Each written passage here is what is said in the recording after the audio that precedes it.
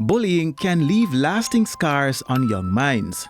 To prevent or reduce the likelihood of this happening, the Ministry of Education is taking bold steps to address the issue at its roots, prioritizing restorative justice and starting as early as the early childhood level. The true impact of bullying often extends beyond visible actions, manifesting as silent emotional pain that frequently goes unnoticed by those not directly involved.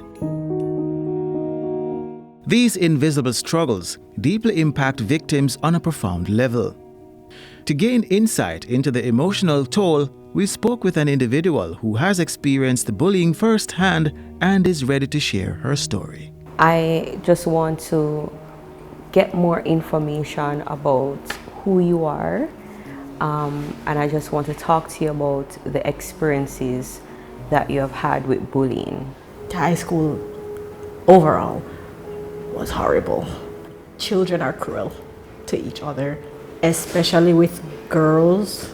And girls have a special way of being cruel to each other and just kind of wearing you down over an extended period of time, especially when they don't like you. And it went on and on. I think it was relentless between grade 7 to 9. That was when it was probably at its worst. There was someone who was in my class, and I didn't know at the time, but her mother was in a relationship with my dad. I wasn't aware, she knew. And she came up to me and she started talking to me, and I thought everything was okay because, you know, you're making friends.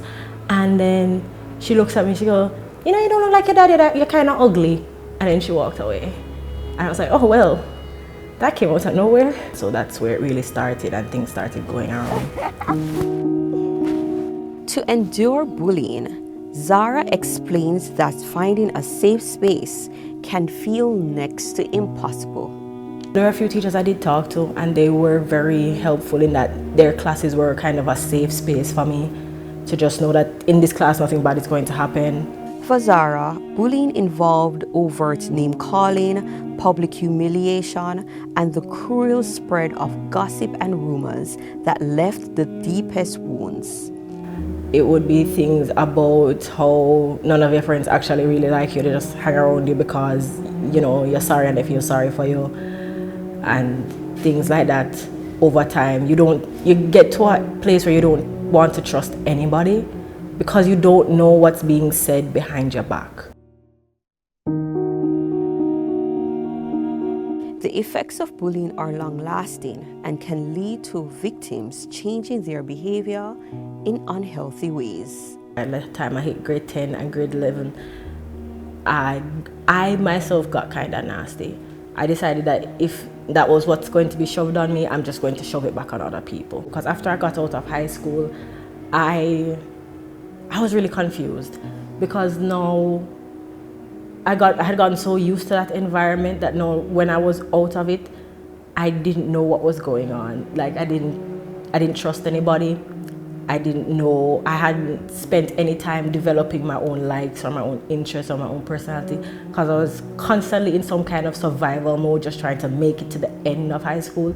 What would you tell your 13-year-old self now? The first advice I would give her is to not cry in public, go home and cry.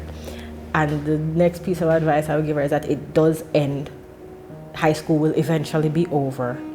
And when it is over, things get much better. While the pain feels endless in the moment, it is not permanent. Bullying does not define one's worth. By listening to those who've experienced it, we gain insight into its lasting impact and can work towards breaking the cycle. If you've been bullied, it doesn't define you. Seek support from trusted individuals or professionals to heal.